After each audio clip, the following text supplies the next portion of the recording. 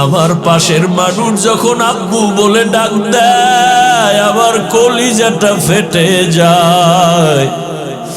আমার কপাল বুঝি খারাপ, আমি একবারও আব্বু বলে ডাক দিতে পারি না। আমার পাশে যখন সন্তান আম্মু বলে ডাক দেয় আমার কলিজা ভেঙে যায়। আমি কাকে আব্বু বলে ডাকবো? আমার মা নাই। আমি যত কষ্ট করতাম, যেখানে যাইতাম রাতের গভীর হয়ে গেলেই মা বাবায় টেলিফোন করতে, ও বাবা এখনো কেন ঘুমাও না, খানা খাইছো নি, শরীরের হালাতটা কেমন, বারবার টেলিফোন করতে। আজ আমার মা নাই, বাবাও নাই, টেলিফোনে রাত 12টায় কেউ খবরও নেয় না।